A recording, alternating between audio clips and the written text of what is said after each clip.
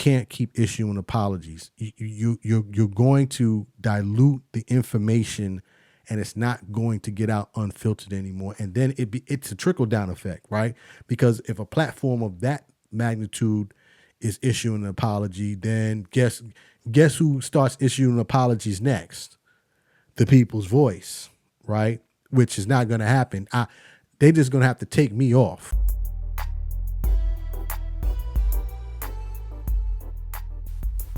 People's Voice. Welcome back. Welcome back. This is the People's Voice. I am Trey Evans, and I am the People's Voice. Thank you for checking us out again this week. It is greatly appreciated. As always, thank you for checking out the podcast, sharing the podcast, discussing it. Appreciate all the comments and feedback that we've been getting. Thank you again. As always, first time listening, please feel free to just subscribe to the podcast. You can also subscribe to our YouTube channel. If you want to follow up with any comments with me, you can reach me at my socials. I am Trey Evans on Facebook, Twitter, and Instagram. Trey Be Talking on Instagram, or you can just check out the site Trey Evans. Thank you. I want to get right into the topic today, and this is a little off center for this podcast because I typically don't talk about, excuse me, I typically don't talk about topics that are, have a lot of spotlight on them. But this particular topic I need to talk about. And today I want to talk about freedom of speech, but specifically in regards to the recent conversation regarding Kanye West. And for those of you who may not know, Ye made some comments about a number of things on a recent episode of Drink Champs. Drink Champs, for those of you who may not, I don't think nobody knows that, but just in case you don't know, Drink Champs is another podcast with former rapper NRE and also DJ EFN. It's a very successful podcast. It's hip-hop, or I should say a hip-hop driven podcast. And they had Ye on there as a guest. Now, Ye in recent weeks has been talking about a lot of controversial, I don't think it's controversial, but he's been expressing himself in various ways that has created a lot of controversy, at least chatter amongst everyone. I mean, I can't, my group chats and the social media, everybody, business associates, everybody wants to talk about this. And so today I wanted to talk about it a little bit as well. Like, again, I really try my best to stay away from these type of topics. It's just like, it's just one of those things. I'd rather talk about information that I know is not at top of mind for many people. But for today, I wanted to talk about it because, again, I wanted to talk about freedom of speech in all of this. But for those, again, who don't know, Ye made some comments on this show, Drink Champs. The most controversial, if you will, or the comments that have gotten the most attention are two. One was about his take or reference to what happened to George Floyd. That's the brother who got killed by the cops when the cop put his knee on his neck. And then also he made some comments about the power of Jewish people in entertainment industry. So those are the two topics that he really is getting, a lot of attention from. So what I wanted to talk about today was, well, first of all, freedom of speech, right? Because that's probably the biggest part of this. That's probably what's at the core of this, at least in my opinion, because I watched the entire interview. It was, and if Drink Champs, it's literally a podcast that's set up to interview very high profile people, usually those within or some type of influence on the hip hop culture. They're drinking, they're smoking. It's really set up as a good time, so to speak. They get into some deep issues every now and then, depending on the topics and also the guests. But for the most part, you know, you drink, you talk, you get off the show. In this particular instance, when Ye said his comments, there was so much backlash that basically the two hosts for the show, Drink Champs, they were basically asked to, because of the backlash, one of the hosts, Nori, who's the more prominent personality on the show, decided to issue an apology. Okay. So he apologized for Ye's comments that has created the controversy. So let's set that aside for a second. Then he also, based on media reports, let me just say this, I don't have firsthand information.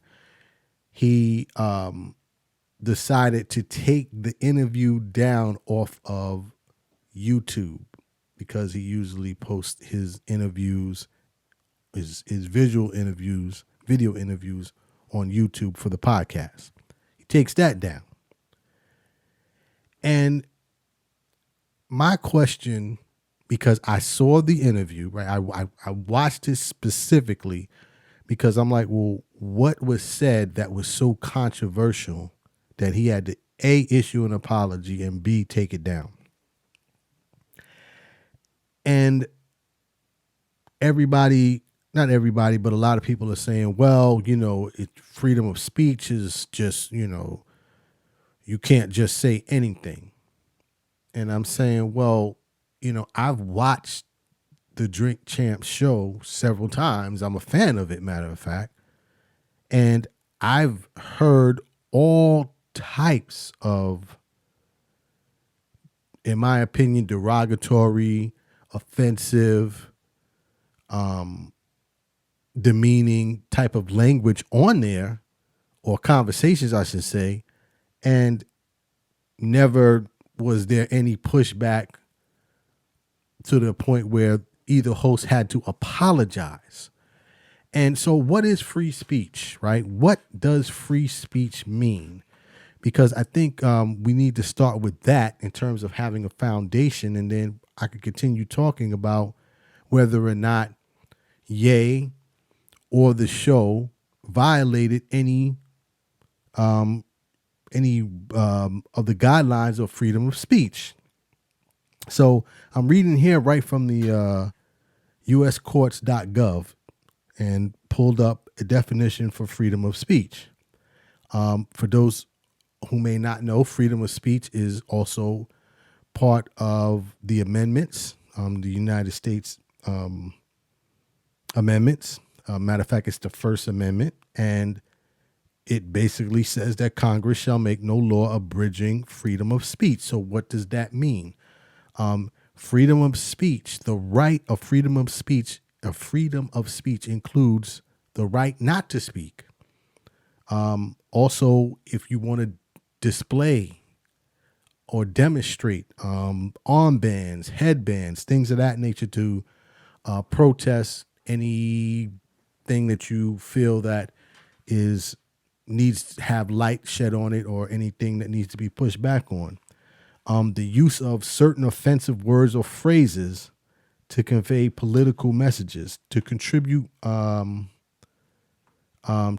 advertise products or professional services. These are all of the things that are included in the right to speak, or I should say in free speech, the First Amendment, which protects the freedom of speech.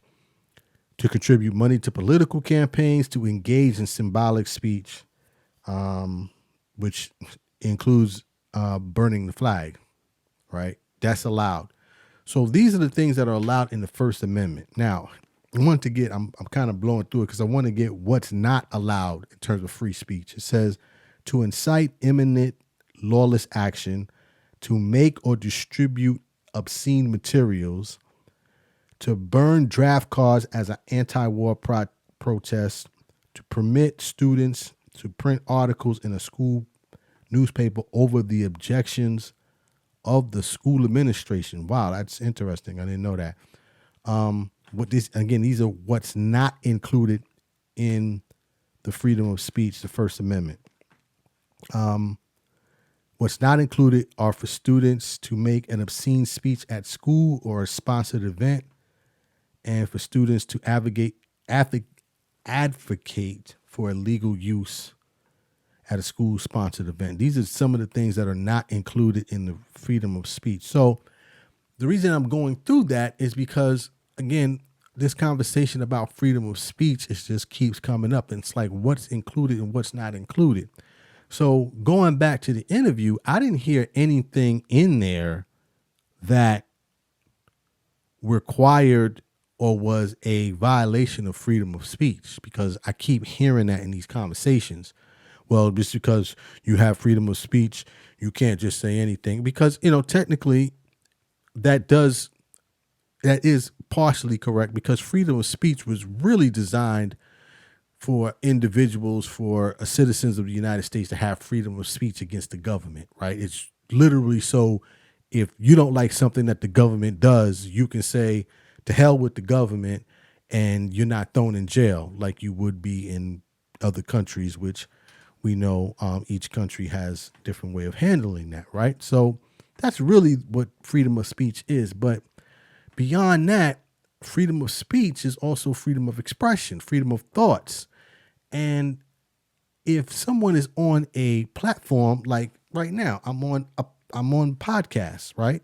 And if I don't like the fact that I had an experience in a particular industry and I didn't like my experience in it, and I'm telling you my firsthand experience, how can that be considered hate speech or offensive? That's the part that's really confusing me. Let me play this clip. I wanted to play this clip about the First Amendment.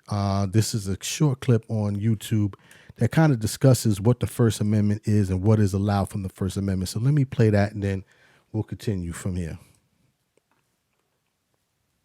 The First Amendment protects the rights of freedom of thought, expression, and conscience.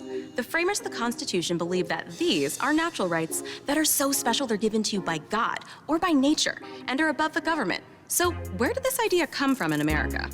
Yeah, so where did the idea come from in America? Then that's what I'm curious about. If it's about freedom of expression, freedom of consciousness, thought, unalienable rights, as it's stated in the amendments, or the rights in the amendments. Yeah, let me get that right. In terms of the amendments, your unalienable rights, which means your natural rights. These are your natural rights when you're born.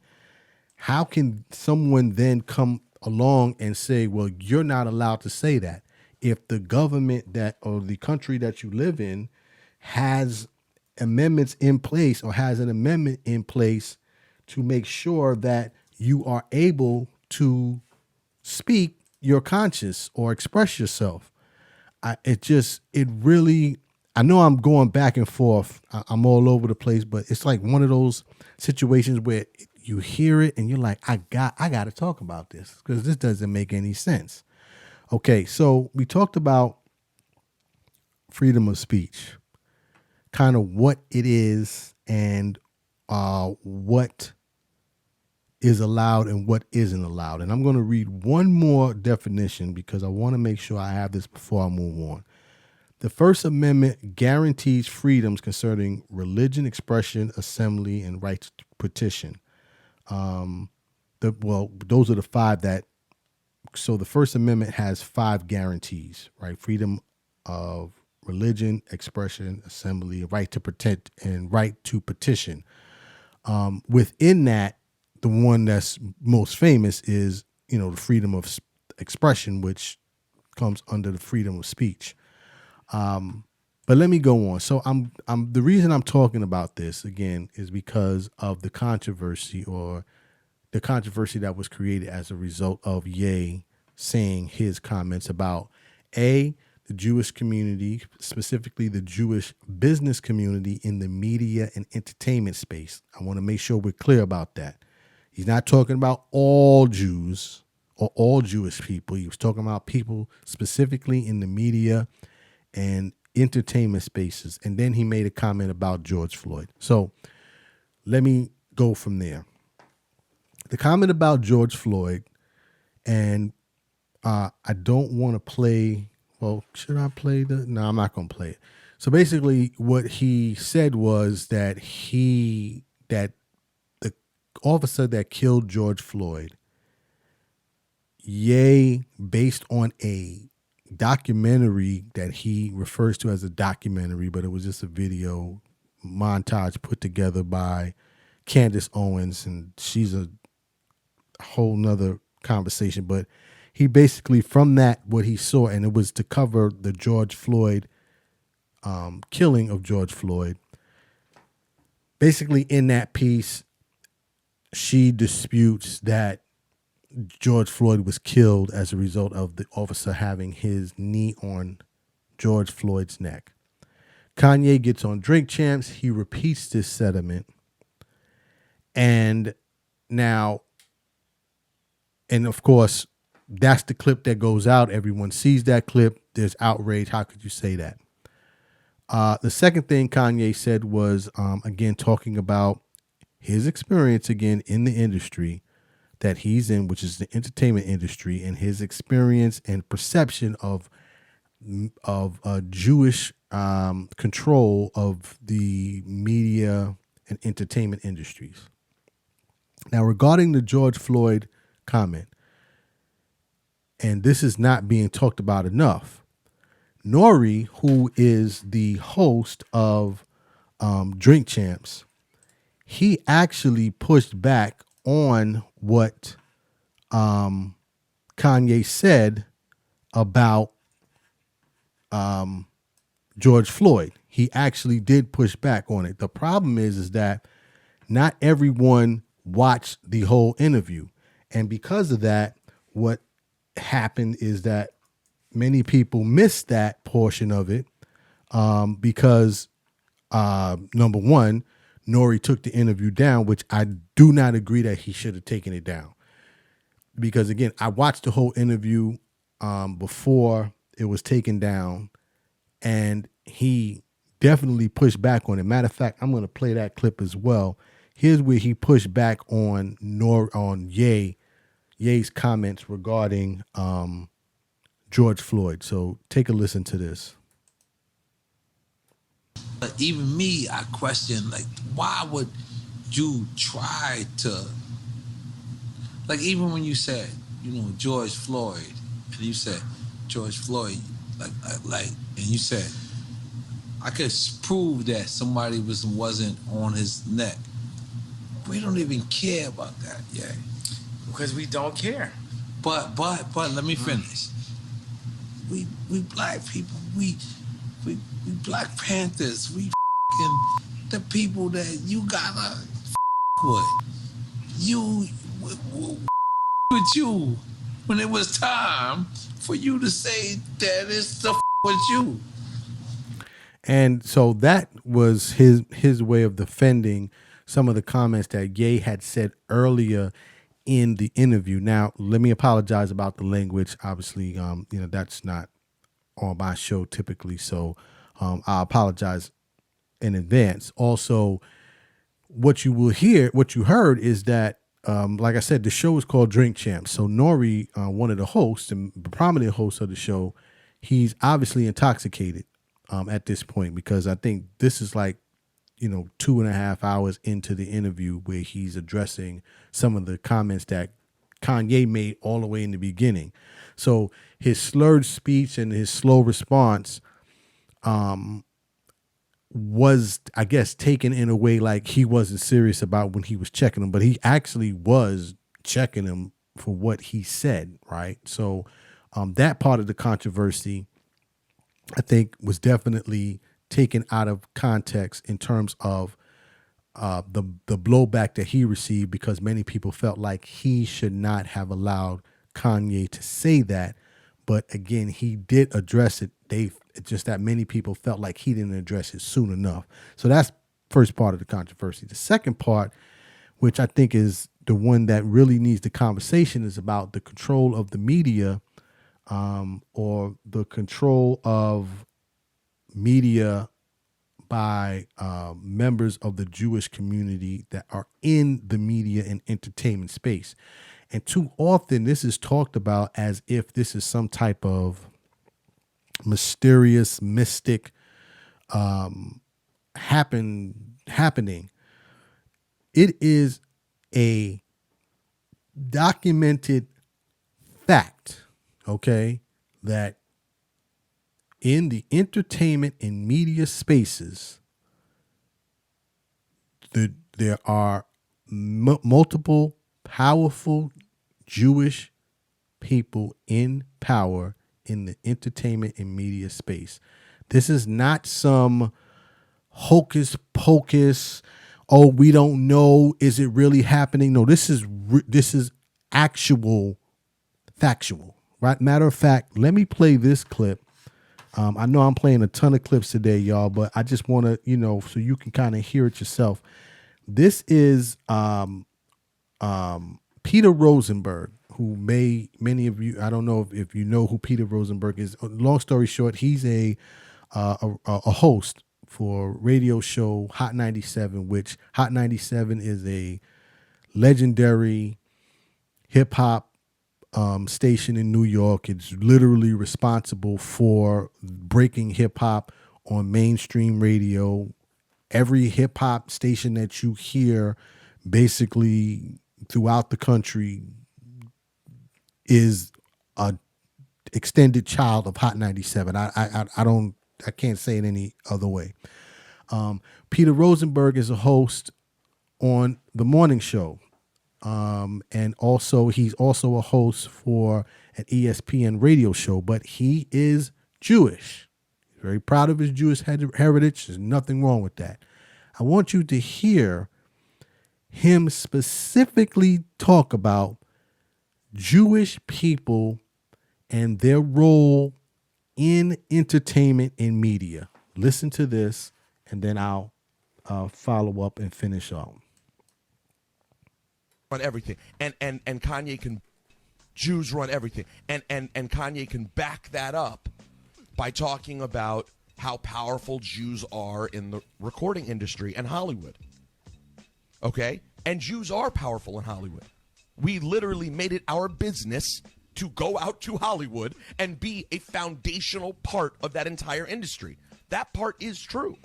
So we can demystify this ridiculous notion that, oh, why are people saying that Jews are controlling the media and entertainment space? This is a Jewish man that works in the entertainment and media space, and he's telling you from his own mouth that not only are Jewish individuals in the entertainment and media space, but they have a stronghold on it. Nothing wrong with that. That's all clean. There's nothing wrong with that, okay? If a group of people have decided that they want to be in an industry, nothing wrong with that. The problem comes in when expression, thought, consciousness, once we get back to the First Amendment, specifically the First Amendment that deals with speech, freedom of expression. If Kanye West expresses his experience regarding his time in the media industry and talks about his interactions with those who are of a Jewish background, how can that be labeled as hate speech? So you're basically saying that if you say anything about the Jewish community, that is hate speech? Now, I know people are going to hear this and say, well, that's not the only thing he said, and you got to look at the history. let's stay focused on the interview that was done that has created so much controversy, because this literally led to Nori and the Drink Champs team taking their interview down. Now, he'll say, well, it was because of both the George Floyd and the comments of Ye about the Jewish community. But this is my personal opinion. I don't know Nori, never spoke to him a day in my life.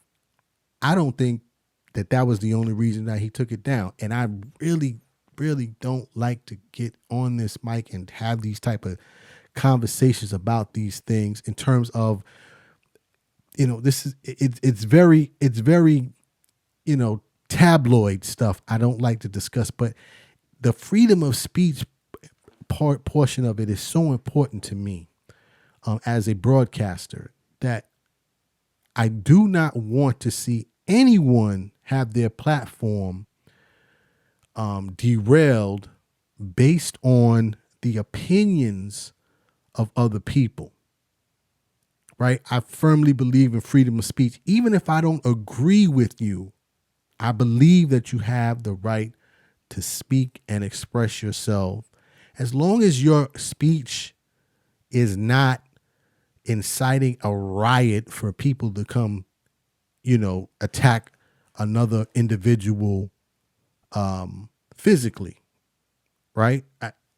Other than that, it's your personal opinion. But getting back to the control of media by the Jewish community. So I just played that clip because I specifically wanted to have a Jewish person say it out of their mouths. So it's not just happenstance, and we can start demystifying this concept that, do they do? No, Jewish people, again, in the entertainment space. Now, all Jewish people are in the entertainment space, but those in the entertainment space have a very strong, a very tough stronghold on that space.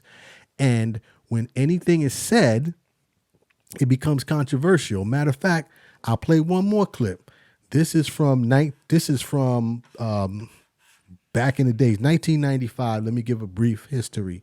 Michael Jackson had a song called They Don't Really Care About Us. In that song, he said, had a line in there, said, Jew me, sue me, kick me, kike me.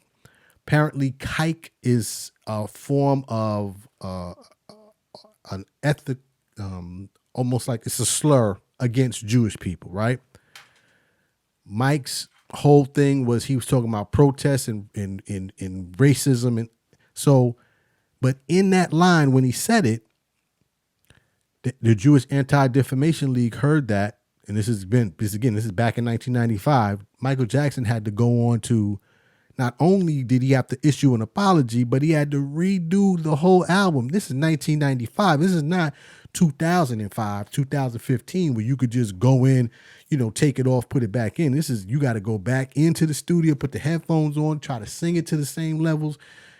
It's crazy, but listen to this. Let me play this clip from, this is from an Entertainment Tonight piece that was played back in 1996, where they discussed this very issue. Check this out. This is wow. Jew me, sue me, kick me, kike me. Those are the words that he told us that he would never use again. Now, I have a CD that he sent me with the words eliminated. Why couldn't he do the same thing in Brazil? Last year. I mean, you're hearing this directly from Jewish people. So I don't want to spend too much time on this. I've just looked at the time and I'm like, okay, I'm going on and on about this. My point is this: freedom of speech has to be upheld in all forms and fashion in the United States. Because once we begin to apologize for every time a group of individuals are offended by something that is said, no information will be able to get out unfiltered. That means that every time you see a piece of content, hear something, see something, it'll have to go through a ringer to get tested to see if it's going to offend anyone. And I don't want to see free speech. I don't want to see that happen to free speech in America, specifically for black people. Now I get specific with black people. We have to stop apologizing every single time we feel that there is going to be backlash from the entertainment community for which we are a part of. We have to stop apologizing. If you are not doing any type of conversation that is directly, when you directly offensive, when you're directly being disrespectful, you have to stop apologizing. One more point on this show, Drink Champs, Nori, and DJ EFN, not too long ago, maybe a month and a half ago, they did an episode where they had Irv Gotti, who's a record executive in the hip hop industry. He sat on that program for well over an hour, calling a former artist of his, Ashanti, calling her the B word. I mean, over and over and over again. There was no backlash. There was no taking down of the video. So my question is, what is offensive? If it's not offensive to black people, then it's not offensive. But if it's offensive to the Jewish community, specifically Jewish community that is in Hollywood and entertainment, then that has to be taken down. We can't keep apologizing for that type of content. We just can't keep issuing apologies. You're going to dilute the information, and it's not going to get out unfiltered anymore. And then it's a trickle down effect, right? Because if a platform of that magnitude is issuing an apology, then guess who starts issuing apologies next? The People's Voice, right? Which is not going to happen. They just going to have to take me off. It just have to shut me down, and then I'll have to figure out another way to get out, and talk to the people and continue to provide information. But I'm rambling. I know I'm rambling, so I'm going to cut it short. My message today is that freedom of speech matters. Stop apologizing for every single thing that is said. That's my time for today. As always, if the podcast is informative and you are enjoying it, please tell somebody to tell somebody to tell somebody. As always, if you want to contact us, you can reach me on any of the socials. Also, you can subscribe to our YouTube channel and also to the podcast. The links are in the bios. So that's my time for today. As always, dreams are not just for sleeping. Please wake up and live your dreams. My name is Trey Evans, the People's Voice. Tell somebody about the dream. Salute.